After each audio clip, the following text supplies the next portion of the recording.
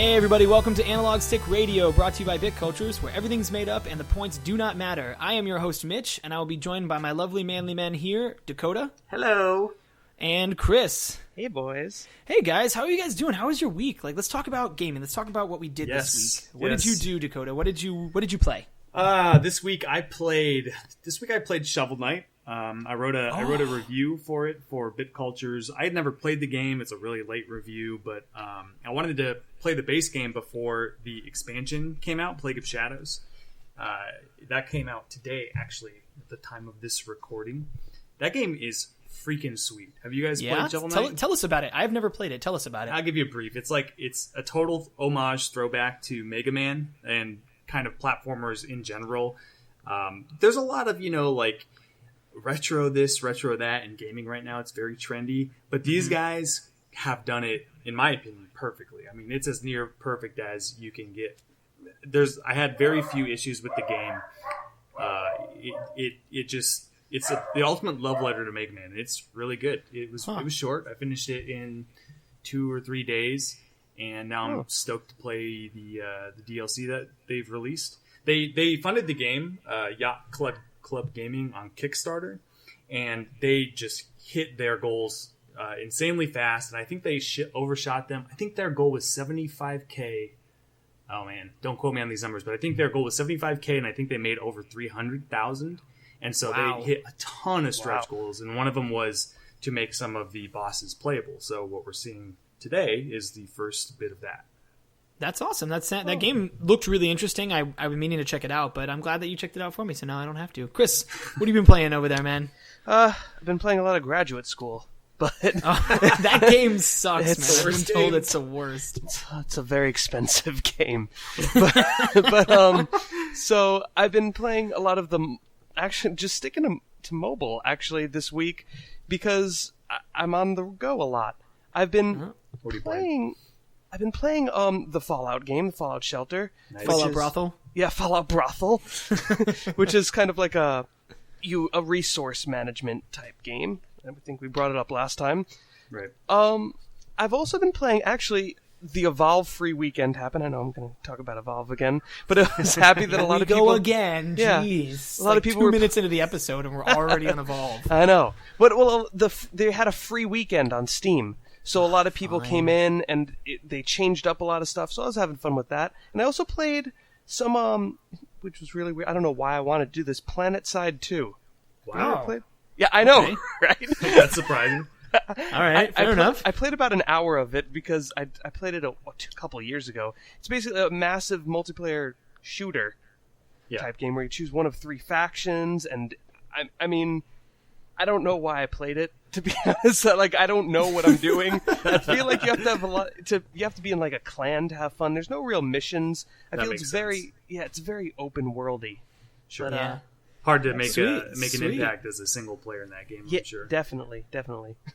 Awesome. Yeah, I've actually been playing. I've been playing a lot of Counter-Strike. They just did the update with the hitboxes. Now they're like hit capsules or something now. Really? So everybody's got to put their money where their mouth is with their opping now, which is a lot better for me. So I've been playing a lot of that, trying to level up so I can play with Chris, which is becoming very tedious. And I also actually played a little bit with Dakota. He and I played last night this new game called Unturned. It's this weird, like, Minecraft-style zombie survival game. It's very interesting. It's very weird. It's developed by this guy, this kid who's like 18, and he just developed the whole thing on his own. And he's like pushing out updates daily, or he was at least. Right. You just run around. It's very similar to Minecraft, except there's like guns and it's a lot more focused on PvP as well. It definitely looks like Minecraft, and it's very similar to like H1Z1 or DayZ, these survival horror games where it's completely open PvP. You collect, guns and craft stuff and make bandages and kill each other while you don't die to zombies, or do die to zombies, as the case may be. It's surprisingly difficult because the zombies are very hard to kill without getting hit, and every hit has a chance to just make you bleed. And when you bleed, most of the times you bleed to death. And it's like really, really intense. Dakota and I ran around. It has this very realistic feel. You like find a gun, but it only has like 3 bullets in it. Yeah. So like it's very realistic, and that like it's almost like a resource management game. You just have to use everything wisely. It's a very very interesting game. You know what? Go ahead. I was going to say, I heard, it didn't happen to us when we played last night, but I heard that also every time you get hit by a zombie, any hit has a chance to actually infect you, zombie style. And if you you can turn, you'll just lose control of your character and like attack everybody in sight. Wow, that's so interesting. Really cool.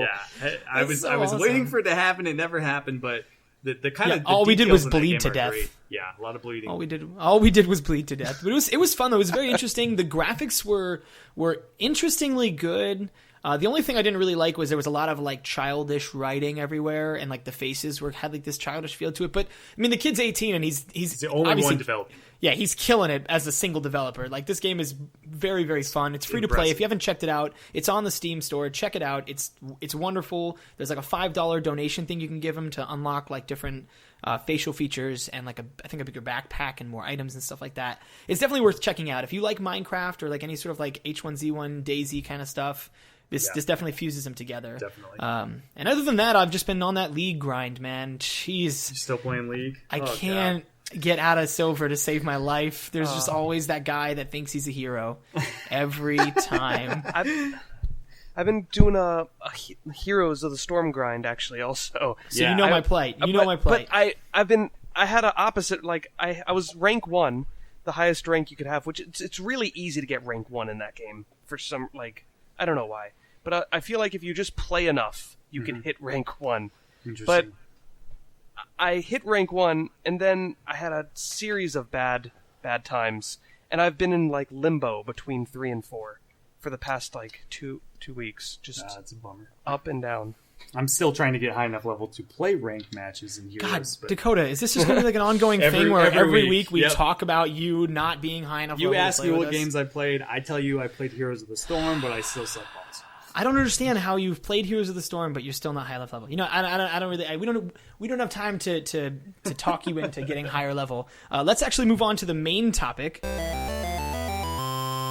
All right, guys, so for our main topic, Chris actually alluded to it a little bit. We're going to talk about mobile gaming. There's been a lot of buzz going on about a bunch of different mobile games. We talked about a couple of them last week. I mean, it's just seeming to like sweep the nation, sweep the world of gaming, really, with a bunch of new just things coming out. We got, Pokemon Go got announced, and that's just blowing everybody's mind.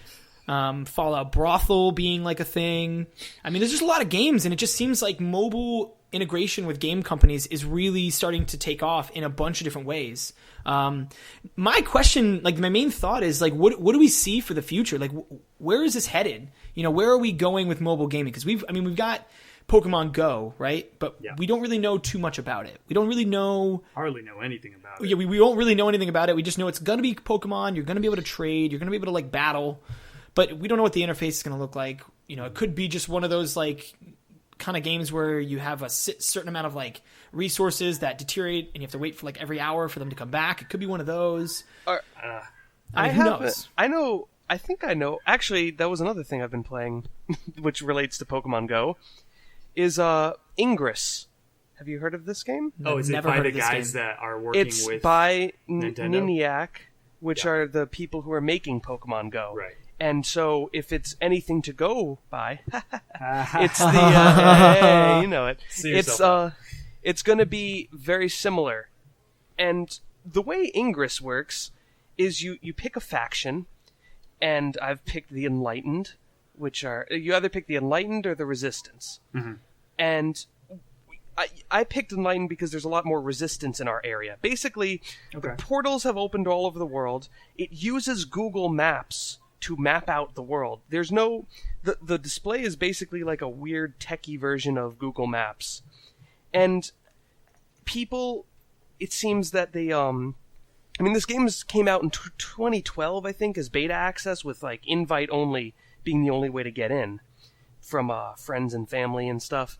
And it's been going on for a while. They have millions of people play this game. And portals are suggested... usually at places that are like well-known public spaces, like benches, parks, statues, stuff like that.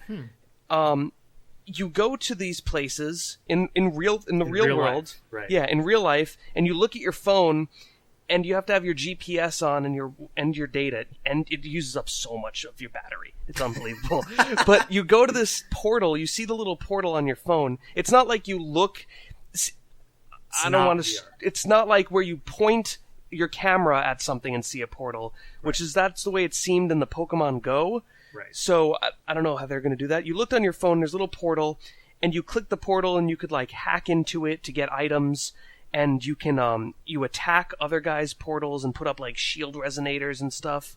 Yeah. So it's very very cool. It mixes real life with it's a really cool VR kind of experience. You're not looking through the viewfinder, but it's incorporating you and the digital world. Yeah, it's like the AR experience, augmented reality, it's almost like virtual geocaching. Like yes, oh my gosh, that's geocaching. Exactly. If anybody doesn't know, it's where you go and you find boxes that people have hidden like up in a rock in a park somewhere. Yeah, it's very, and it's such a fun thing. And they have a communication server that like you could talk to anybody on your team anywhere in like you could set the radius. So you could set it like 200 kilometers or 10 kilometers, and it's made to, you can't like kilometers. What the hell are those? Well, it's a worldwide thing. Welcome to America. America Doesn't. So, can you tell that to me in American miles, please? I don't understand. Something miles. Got it. Okay, something miles. Yeah.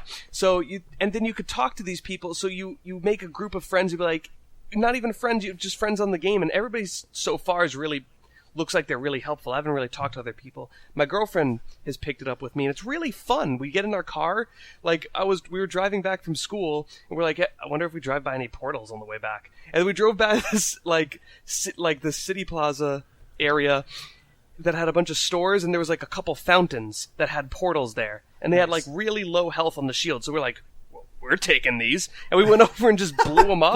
Pulled over. Yeah, we pulled over. Nice. Oh my god, you did not. We pulled over, and then we got out of our car in the parking lot with our phones and ran over to this fountain and pulled out our phones, started hacking into this thing and blowing up the portal. And now we own land. That's what I want. That's what I want from Pokemon Go. That's one of the most exciting things I think that we're going to take out of Pokemon Go is the idea of like doing random stuff like that. Like, oh, there's a thing over here. Let me go get it. Let me get out of my car. Let me stop what I'm doing and not just be like sitting down glued to my phone where I'm just like mindlessly tapping a screen. Like you're actually getting out and doing things, and that's really exciting. That's like an innovation for mobile gaming or just gaming in general that like you don't normally you're sitting in one place and you're doing one thing on your computer. You're living through like a virtual character, but in these games you are the virtual character. That's you. Exactly. And I think that's one of the things that's motivating this push to mobile gaming. We kind of got ahead of ourselves. Like, I think there's a bunch of different reasons why we've been moving into mobile gaming. And I think one of them is innovation, and the technology is capable, my God. Right? Yes. We couldn't do this 5 years ago, 10 years ago, especially 10 years ago. And as Chris mentioned, it's only within the last 3 years that we've been able to do something like this. And I think that Pokemon Go, I mean, God, fingers crossed if they do it right, is really the ultimate realization of that Pokemon trainer fantasy. You want to be somebody that has to go out and find a Pokemon in a certain place at a certain time, maybe at night because it's a ghost or a dark Pokemon, and you have to actually go find it, right? Like a real Pokemon trainer. And you got to walk through the tall grass. Exactly. You know what I mean? Something that they couldn't provide to us directly, but now maybe they can. That's some cool shit. And I feel like it's really important that they're working with Google because Google is the master of data. Like, without Google Maps there, I don't know if they would have been able to do this, especially since I've had this experience with Ingress lately. Like, it's not a perfect game by any means. It's a little complicated, and the GPS gets you a little bit laggy, but I could see if they could do... I don't know how they'd do it with Pokemon Go. Maybe they would use the already provided Ingress portals as locations to where Pokemon would spawn, because I could see it being a really dangerous type situation where a Pokemon spawns in the middle of like a canal. We're in Florida here, and kid walks into an alligator. It doesn't necessarily need to. Wouldn't that be funny? It doesn't need to be random. You mean tragic alligator Pokemon? Feraligatr. Feraligatr? Yeah. Yeah. Or something like that. Somebody told me once. it doesn't have to be random. I actually work in software. We do a lot of location-based technology, and we have the ability to just drop points of interest on a map and then generate data about them and make triggers occur in mobile apps based on where they are and who's near them with a client app. So that's exactly the kind of thing that Pokemon Go could do. They could have somebody sitting in the control room or whatever, or pre-populate a data set that says, these things are here only at this time, and these guys are here only at this time. And then you go out with the client app and throw your wrist around with the little dongle that they've released for the game and see if you can catch some Pokemon. I wonder if, since it's the same company, if they're actually using this game as like a preface to Pokemon Go to get some information on where the popular portals are. Like maybe all the portals being fought over the most are where there's like going to be a high priority of Pokemon. So they're actually using this to kind of map out the interface of people that would be playing Pokemon Go.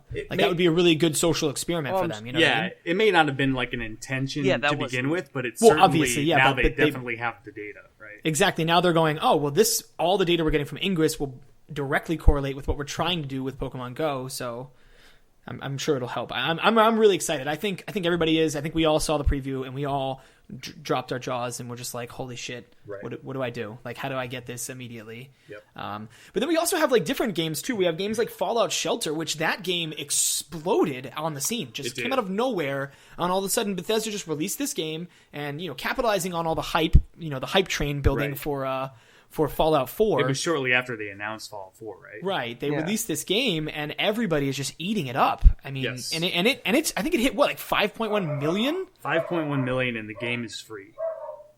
That is insane for microtransactions in like the first 2 or 3 months. That's ridiculous. It was 2 weeks. Oh my god. The thing about it, though, like what I found interesting, I mean, I guess it has the Fallout pedigree, but it doesn't really do too much. It does a little bit different than like games like Farmville and stuff, but it's very similar. It's like a click and wait. I feel like it's a click, but there's much less waiting than one of those games. Like, I mean, there's some people, sometimes I do a guy and he has to like wait there for 17 hours for the final skill, but there's no like, you have other people doing other stuff and you could pull them out of that at any time to do another thing. So I feel like the game itself is a click and wait game, but it's a bit more interactive than... Let me ask you a question. You're still playing it. I haven't played it since we last spoke. What about you? Neither of you. Yeah. So, and this is an interesting thing about this game.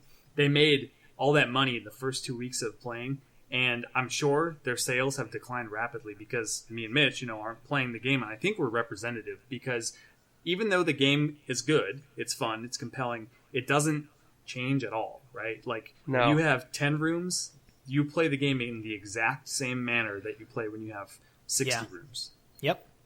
It gets a little bit more complicated when you have like Deathclaw attacks and the random things that occur, but for the most part, it starts to just hit this wall where there's not really... Once you like get to that end game content, quote unquote, of like the nuclear reactor and the garden and the Nuka-Cola plant, there's not really much else to do anymore. Like it's just you're just sitting there watching these guys, and I mean you can try. Like I think at first it was a genius move on Bethesda's part. I really think because like everybody's dying for this Fallout 4 game, and they're posting videos and they're giving just you teasers. Give us anything. I'll take anything. And they released this game with like tiny little microtransactions where the only thing you do is buy lunchboxes to unlock more stuff.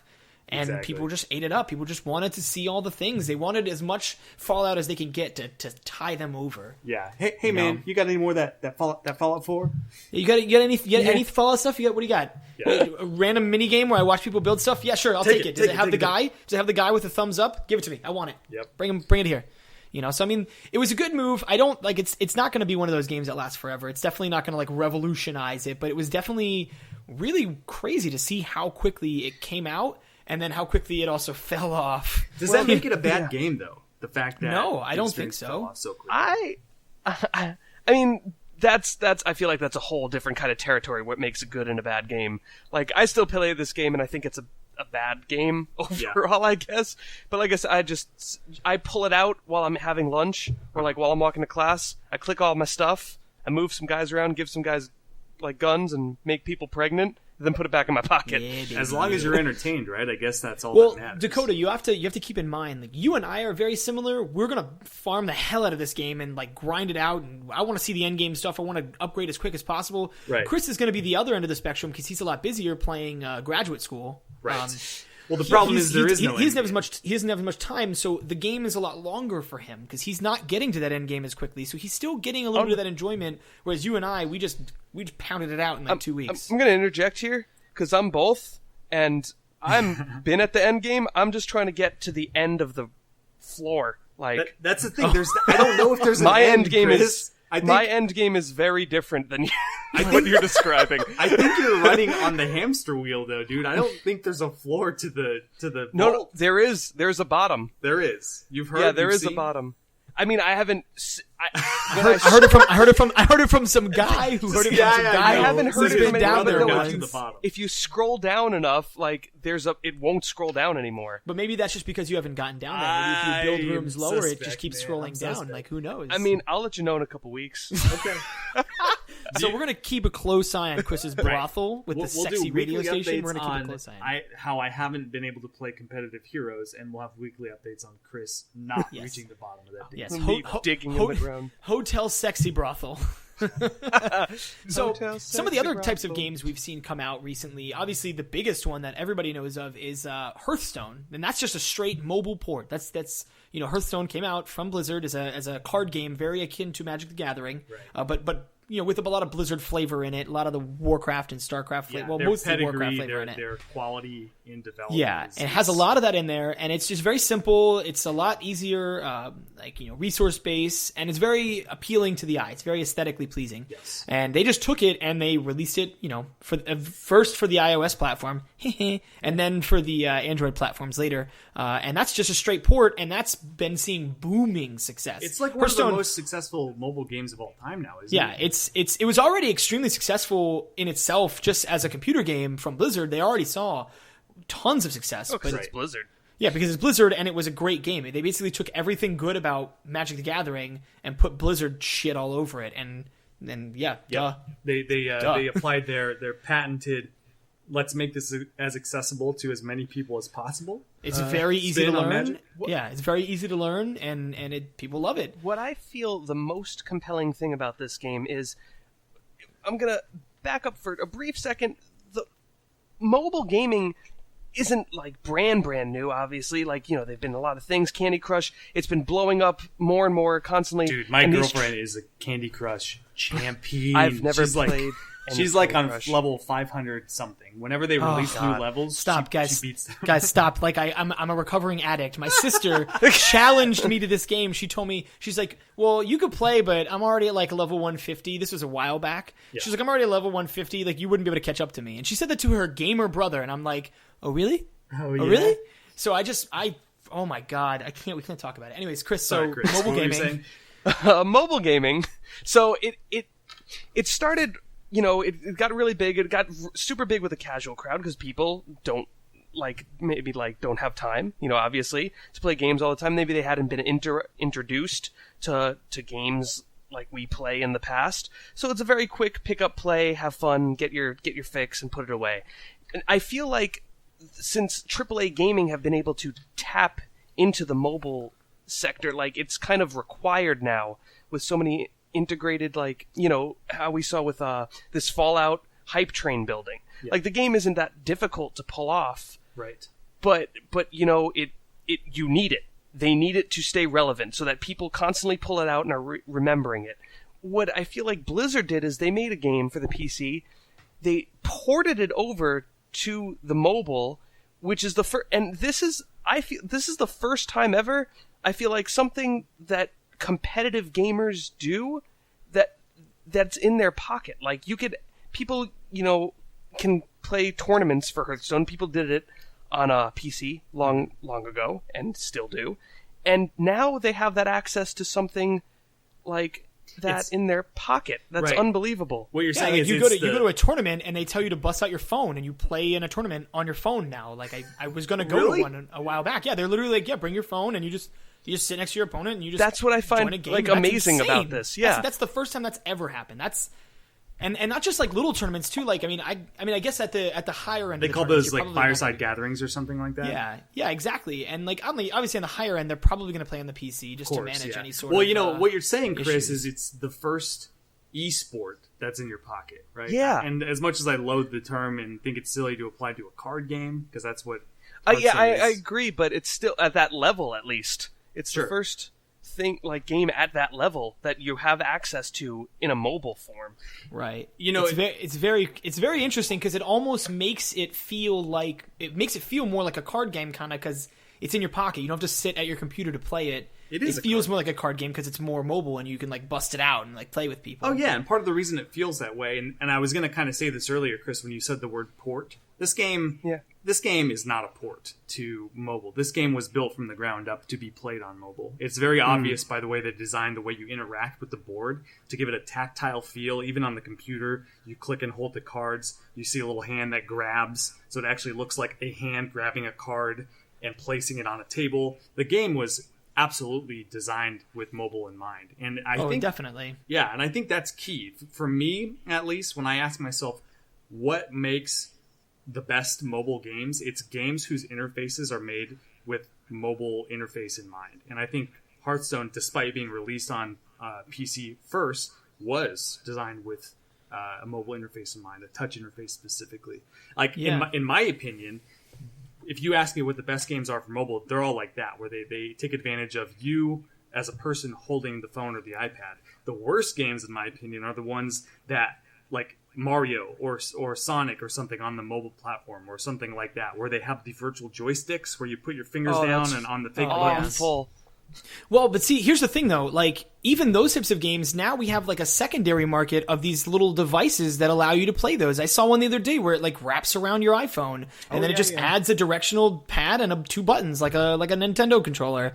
And like that's insane. And then like, you know, if you start coming out with, you know, products like that, that opens you up to a whole bunch of different things. And that actually the little product had its own app for the iPhone, I believe, that had a bunch of retro games that all worked with the controller. And like that's even in itself, that's the same. I mean, it's literally like having a Game Boy, but all the cartridges are right there. Like you don't have to carry cartridges around; it's right there. That's true, and that's insane. Like because that's essentially if we want to get real down to it, that's where mobile gaming started. You know, the Game Boy, the Sega handhelds, and all the other stuff. That's where mobile gaming started, and then we all got these smartphones, and they just kind of got ported over to that section. People realized, oh, people got phones in their pockets. People all the have time. Computers in their pocket. Let's take advantage of that. You know, what's even more interesting about Hearthstone is that Hearthstone actually being a mobile app that was so successful, and Hearthstone being one of the main competitors for the biggest card game in the world, Magic the Gathering, Magic the Gathering actually kind of took a nod to Hearthstone and came out with their own mobile app now. They had a couple like things for the mobile, but nothing really solid or concrete. Yeah. And they have their feature series called Duels of the Planeswalkers. They have one every year for the computer, and it's basically just playing Magic the Gathering. And in a more like closed setting, you don't have access to all the cards, but you have access to the most recent ones for like the core sets. Right. And they ported that over to the mobile, and it's free to play as well. And it's got a lot of microtransactions in it as well. And apparently it's doing really well. Is it doing well? Yes, it's doing very well. It's got a lot of features that really help out new gamers, new people to Magic. Did you download it, Mitch?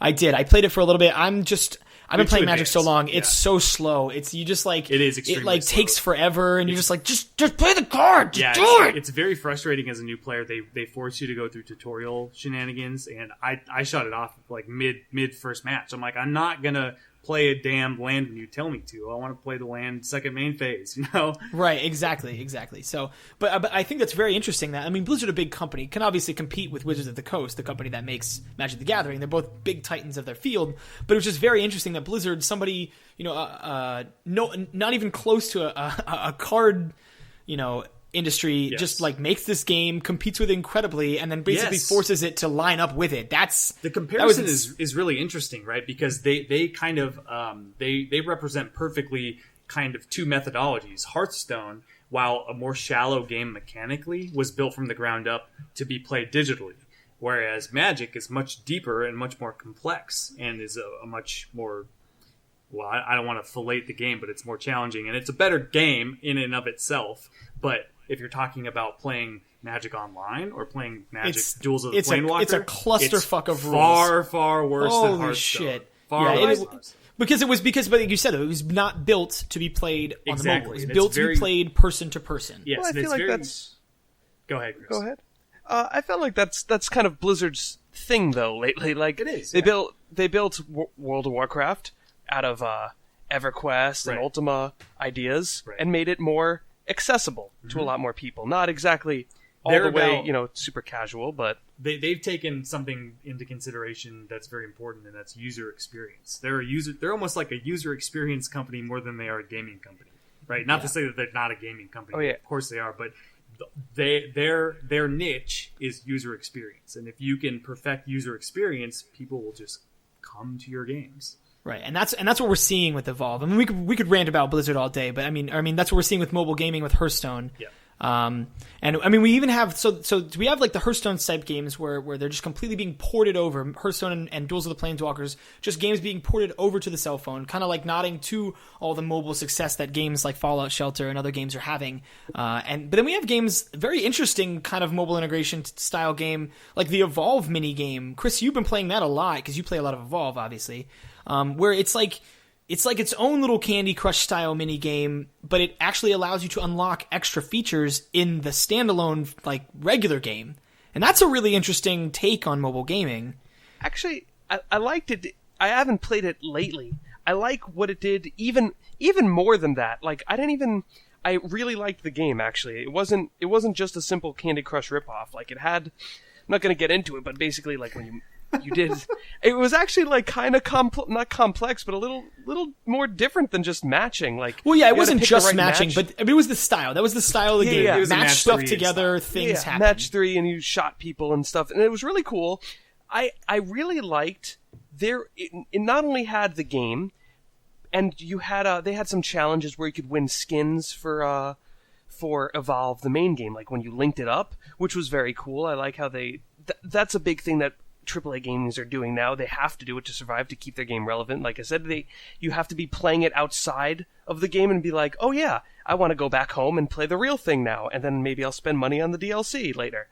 And what was cool, I felt, was not only did they have the little things to make the skins, like the little promotions for the skins, they actually had a replay option where it saves your last 10 games or so from your main Evolve game that you did, and you can watch a replay via minimap on the Evolve app. Wow. Which was so cool. That's really cool. So the standalone game actually interacts with the mobile game and gives you these features inside the mobile game. That's crazy. And the mobile game gives you skins for the main game. That's insane. Are there any other games doing this kind of style? This two separate games that interact with each other? Yeah, like I know of one that got announced. It's not even out yet, but Tom Clancy's The Division. It's going to be kind of it looks like it's going to be almost a Destiny style, where you have a character, it's a shooter, it looks like it's third person, you have abilities, that sort of style. But in the real world, it's set in post-apocalyptia. And in their announcements, they've talked about having a sentry drone that's part of like your little team, but it's controlled by a mobile device. So you can control that with like an iPad or something, and you actually control an NPC in the actual game. That's pretty really nuts. Cool. That's really, really nuts. Yeah, very cool.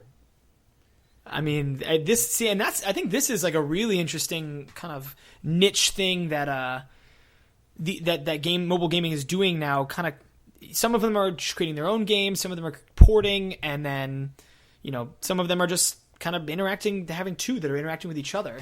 And what I really like is that we're leaning towards this, but also that like the technology is actually kind of following suit. One of the main reasons I really wanted to have this episode was to talk about the iPhone 6S.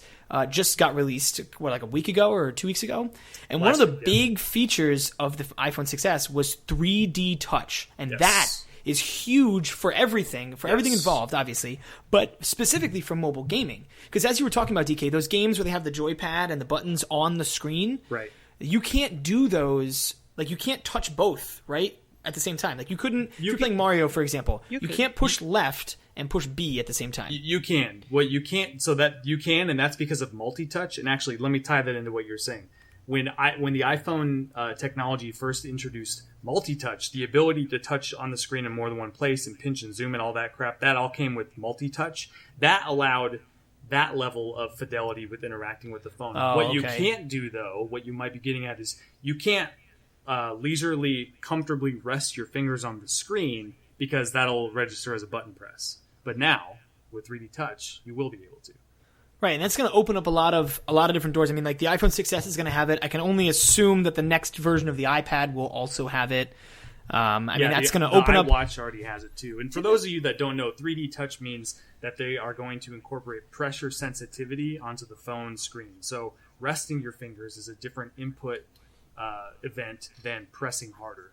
Okay, yeah, I wasn't aware of that. I was thinking, didn't they used to have a phone where they had the ridges underneath the screen that you could actually press also? Oh god, maybe. I know that's on the PS Vita, and it's extremely difficult to not accidentally touch. That sounds terrible. It sounds awful. I mean, it probably was terrible since it's not around anymore. But I thought there were like buttons underneath the screen almost that you kind of push. I don't know. I don't know. Remember. I'm not sure. I don't know either. But this is a huge. I mean, this is a huge deal, not only for technological advancement, but just because it really seems like one of the main reasons it's there is for mobile gaming. Games like Hearthstone coming out now having like maybe extra features, or I don't even know what they could do with 3D Touch, but just.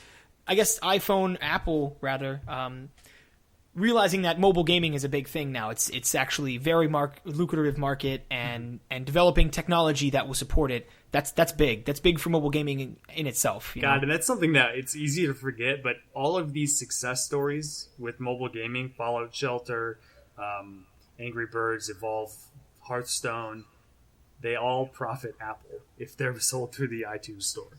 Exactly. Apple has nothing to lose and everything to gain. Yep. And that's why that's huge. And it's insane to think that like Apple is like the leader in mobile gaming, but it really is. Like if without the iPhone we wouldn't be here, we wouldn't even be close. At the same token though, there is so much crap out there. Oh, yeah. I mean obviously. So much crap, and they can't Apple, that's the big thing, that's the big problem with them is they'd have the iStore, like they can't filter. It's almost like what the problem Steam's having now.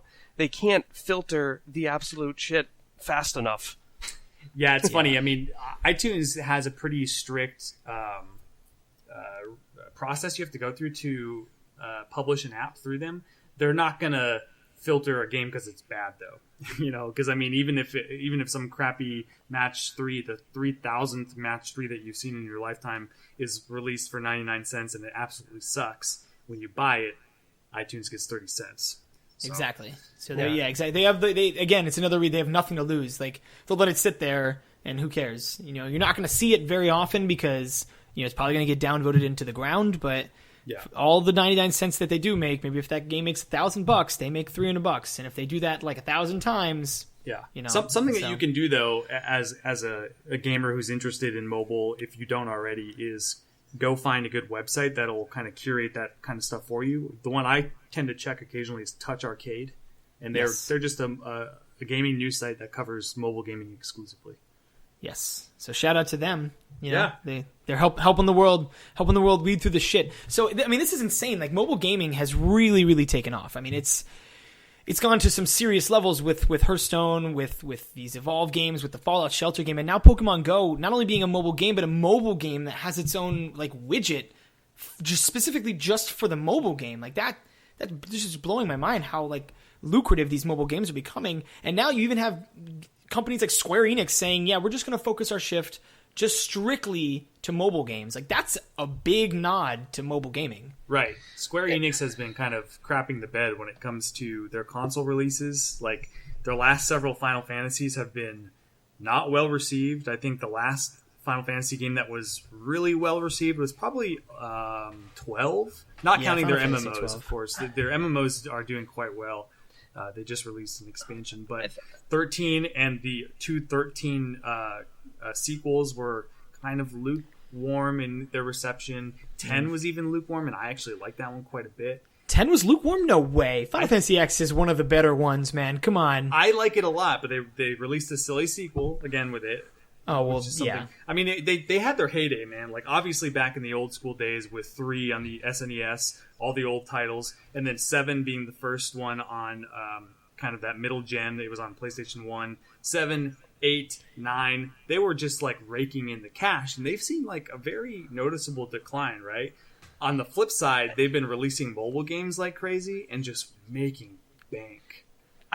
I feel like they're just kind of exploiting it because I don't know. I feel like that's a whole different conversation we could have about some of the decline in these Japanese companies. They're coming back up, but like Konami too, release like all the Silent Hill re-releases that ended up being awful. Right.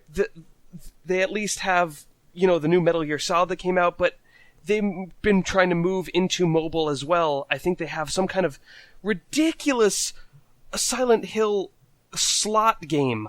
Have you guys seen that? Yeah, sign me up. Slots? Oh my god, it's like you have to see this video. It's like it first starts off like the most frightening game in history, like building it up, and it's like, oh, a Silent Hill game, and then it shows like this slot machine. It's like, push the lever, and it's like, what the hell is this? Or die. Like, it's unbelievable. Is the lever like intimidating at least? Like, does it look like a zombie arm or something? I had too much palm. Is it like a shotgun? Like, come on. I don't know, man. It's awful. Like, I feel like this move into mobile is not.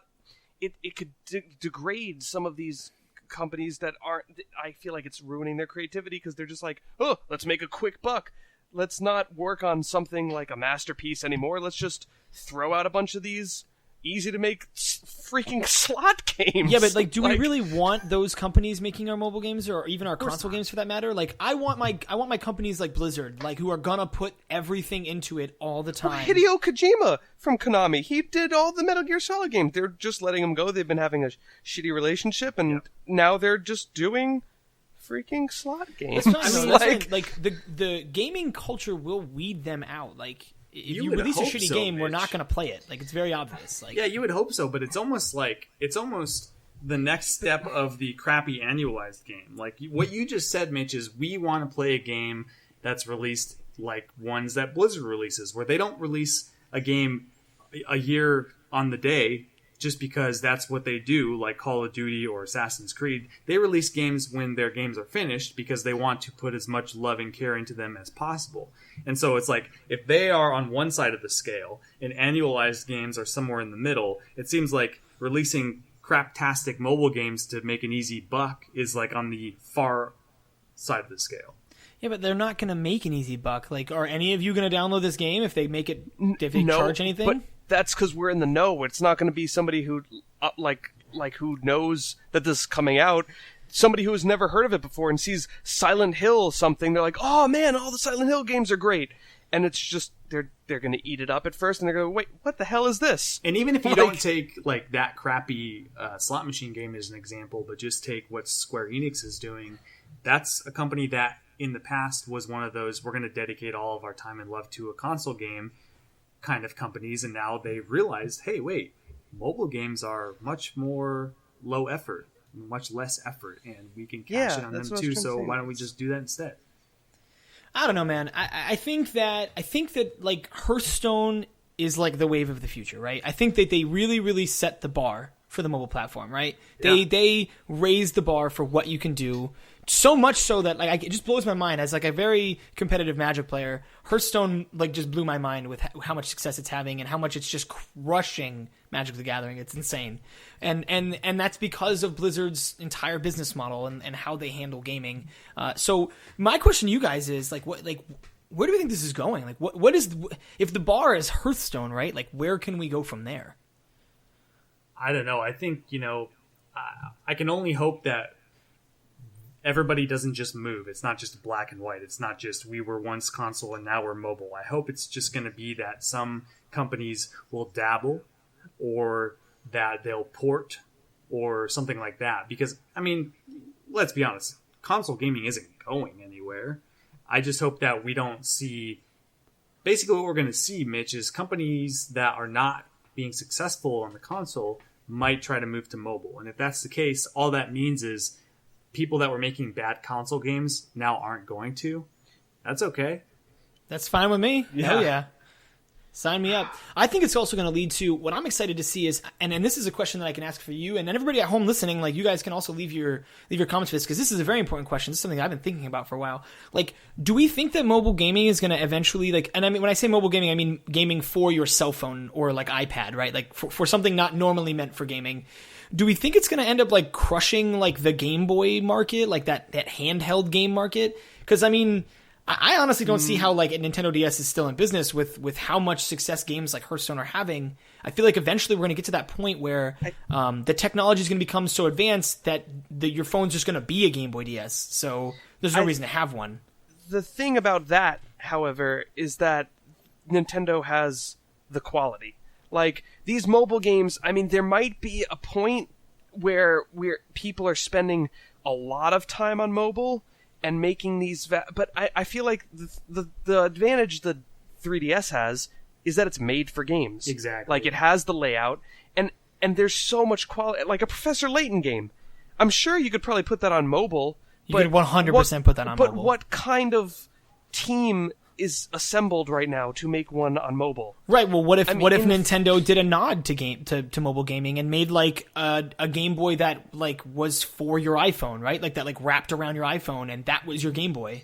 Yeah, but that's clunky. The normal consumer isn't going to want to be buying all these peripherals, because then you're going to be like, oh, well, Nintendo has this one, then Square Enix is going to come out with their own. I think you're right. True. Yeah, I think what part of that same point, Chris, tell me if you agree, is that when consumers buy a mobile game, they kind of have expectations about what kind of game that is, and it's not necessarily the same expectations they would have if they bought a Game Boy game. 100% agree. I have a 3DS. I just haven't been playing it lately because, I mean... Because you've been building a brothel, and that's my point. That's my point, though. You're building a brothel, you're not... I haven't had money to buy any new 3DS games, is the point. Well, and that's another thing, though. Like, mobile games, the most a mobile game costs, like, if it's really high quality, is like $6, right? You know, they've been more expensive, but yeah, like, I mean, that's even expensive on average. I think average is probably going to be $1. Well, I was thinking about like Minecraft. Like, we didn't even talk about that. Like the Minecraft mobile game. Oh, they make bank too. That exploded out of nowhere, and it was like $6. But those kids, man, they eat it up on the iPad. And I was at the store with my girlfriend the other day, going clothes shopping with her, following her around in the clothing store. And I saw... You were trying on dresses. It's okay. I cannot confirm. Here at Analog Stick Radio, we endorse trying on dresses. So. Yeah, it's all the same. No judgment. And as I was trying on a dress, I saw a little girl with an iPad in her hand playing Minecraft. Yeah, man. I mean, like, and that's what I'm saying. Like, I understand, like, I'm obviously... I don't really know. I'm asking the question just because I'm curious. I'm pushing the envelope a little bit. I wanted to see your guys' reaction, but... I just think that with the way that mobile gaming is going, I think we're going to get to that point. I think we really are. I think we're going to get to a point where it's going to just take over the handheld market. Yes, the quality won't be the same, but the accessibility and the cost is just so... it's just perfect. It's really... I mean, it's crazy to think about, but in 5, 10 years, man, from now, we might not even have a physical device that we have to hold. You know, yeah, man, it might just be in our brain, man. Who knows? Did you see? This is a little bit of a tangent, but did you see the augmented reality Minecraft demo that they did this summer, where you wore a headset and the surface projected a Minecraft world on it? Yes, that looks incredible. That looks so incredible. Yeah. I can't get behind that too much because they had so much stuff like that for Kinect originally when it came out that I am very Chris, wary. Let's not get into your problems with Kinect, because we could be here forever. Chris, if you can't dance, you can't play Let's Dance. That's just a long and short. Yo, we know some dancers though. We know some dancers. Our friend is one of the least coordinated guys, like the stiffest guy ever. 100% in Just Dance because he just hit the moves. Like, he looked like a cardboard robot, ridiculous, right? Hitting the nudes. Yeah, that's the problem. Is we're all trying to be fluid and like look really cool while we're actually trying to do the dance moves. He's like, nah, man, I'm just gonna put my pelvis here. Yeah, and then I'm gonna put this it over is where here. it goes. Yeah, this is where it goes, and he's just crushing us and just looks like nothing. It's ridiculous. So, anyways, okay, so we've talked about mobile gaming. We've beat it to death. Let's move on to what everybody's really waiting for, the MetaBet, okay? Because this is where it all boils down. This is where the meta becomes champions. Yeah. All right, MetaBet. So last week we did our first issue of the MetaBet. So for those of you who don't remember, the MetaBet is where we bet on the Metacritic score of a game that's coming out in the following week. Last week we bet on Tearaway Unfolded. At the time of recording, the score was an 82. Jesus. I went with 85, Chris 80, Mitch 75. Come on, slow and low. Which means that things need to change if we don't want Chris to win. I just don't want to lose. That's really all I want. You're not looking too hot there at 75, are you? Oh, God. So, we actually missed a week, so now we're sitting at the week after release with 48 critic scores. The Metacritic score of Tearaway is 82. It actually did not move. It stayed at 82? No! Oh, God. Which makes Chris the winner. Chris is the winner, and that also makes Mitch the loser. Mitch is the loser. There is no better day. So we went into it a little bit last episode, but what this means is tell them what they've won. Yeah, tell them what they've won. Chris, you get to ask Mitch what kind of games he's going to be playing this week. Mitch has to answer you honestly, and you get to give him... I have to answer him honestly? I have to answer him honestly. It's the honor system. And after he answers you honestly, you get to tell him a severe disadvantage that he's going to have to impose on himself all week while playing that game. Don't make him play Rocket League poorly, because Mitch and I have a lot of Rocket League to play. I mean, Chris and I play Rocket League too. I play a lot of Rocket League with a lot of guys from the Big Cultures team as well, actually. Chris Heron and Lewis. Yo. Hey. So, Jesus Christ. I'd lap it up if I don't mind losing to see him suffer. So that's no skin off my back. Games I'm going to be playing, you can take your pick. Games I'm going to be playing this week that I know of. I'm going to be playing some League, trying to grind out, get out of Silver 4. I'm going to be playing some Magic the Gathering. Does that count? And then I'm going to be playing some Counter-Strike probably. Those are the three that you can surefire hit. You can play with all non-basics. Oh, Jesus Christ. So League and Counter-Strike are going to be the two big offenders here, Chris. Rocket League also. I will probably be playing a lot of Rocket League. I'm not hold on. And Dakota and I are going to be playing a lot of GTA 5 and running around mowing down hookers. So God, maybe. I mean, I'm not going to hit Counter-Strike because I want to eventually play that with you. So, still waiting. I think I'm going to hit League. Oh, God, I knew you were gonna. I knew you were gonna. So what's it going to be? What's the... So for you guys don't know, which is actually all of you at home, I mostly, when I play League, and Chris knows this, I either play AD carry or support mainly is what I usually do. And I know he doesn't really like the top. I do not like top lane at all. So you're going to have to only play top lane. Even if my opponents or my teammates are already top lane? Oh, yeah. No. I mean... If they call it, you just call it, Mitch. You got to call it. Say you called it and they hadn't loaded in yet. That's what you top laner. Oh, God, I have to be that guy. I have to be that guy for this week that it's always everybody somebody, hates. Mitch. It's always somebody. And then this week it's going to be me. Oh, God. You guys better enjoy this at home, because I'm not... I'm not happy about this. Well, this is good, Mitch, because even though it's supposed to be a punishment, what this really is self-improvement, right? Yeah, I guess I got to learn top lane. Yeah. Can I just? I'm helping you out. I'm just going to only play Gangplank. That's fine. We can do this. Yeah. All right, so this week we're going to bet again, and this week do we have to? Do we have to bet again? We have to bet again. This is the only way you can dig yourself out of this hole, Mitch. Yeah, or I just get another week of shitty gaming, and then I have to do something else stupid. Yeah, it could be. All right, so this week we're going to be betting on FIFA 16. FIFA 16 releases on September 22nd, and it's going to be actually the first time in the series that you can play as a female footballer. Oh, snap! Cool. That's pretty cool.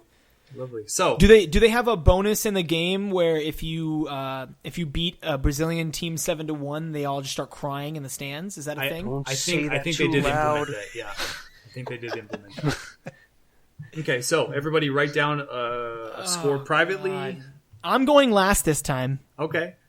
You have to write it down now. Yeah, you have to write it down. No, going last. But I'm going. I'm okay. Fine, I'll write it down. I guess the order doesn't matter, but I'll write it down. It doesn't matter. It's a FIFA game though, and it's like one of those annual games, like you said. I don't really play these types of games, so I don't either. I don't know where to be here, but I'm gonna. I got a couple of buddies who are just apeshit about soccer games. I haven't a clue. All right, I got my number. Okay, I have my number. Chris? I got my number. Okay, here we go. So let's start it off. Dakota, what number did you pick? I went with 80. He went with 80. So he went with the tried and true Chris method here. Chris? I went with 87. Oh my God, Chris, I went with 87. No! No! Well, okay. Well, in the case that that you guys beat me, I'll have to come up with the tiebreaker in between now and next week. Oh boy! So a week before release, it's funny actually. This is a problem doing this game with video games. The week before release, the embargo hasn't been lifted, so the Metacritic score is nothing with 0 critics so far. So we will have to wait and find out. Sick. I think this is great because if we both lose, you'll have a really fun. We'll have to do a co-op. That's true. Situation. It's true. We can do the Portal the Portal 2 co-op with our eyes closed or something stupid. Rocket League upside down the whole time. Oh my God. But wait, so what happens if we both win? Do we just get to destroy Dakota with something?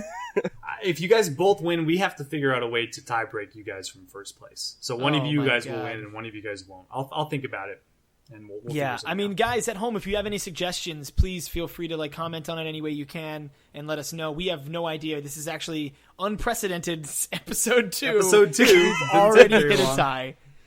Oh man! Making history. All right, guys. Well, I think that's it. I think we've covered everything. We've beat mobile gaming to death. We've talked about where we see it going, and I'm honestly very excited.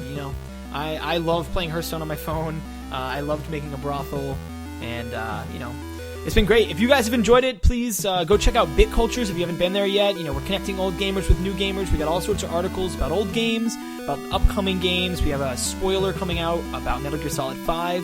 So definitely take a look at that. It's bitcultures.com. If you want to talk to us or email us or send us some goofy pictures or just, say what's up, we have an email address, analogstickradio@gmail.com. And yeah, other than that, we'll see you next week. I'm going to kill myself in top lane and make a lot of my teammates really mad. So thank you guys, out in Listenerland for enjoying us. Thank you, Dakota and Chris, for helping me out. And I will see you guys next week. See ya. Later.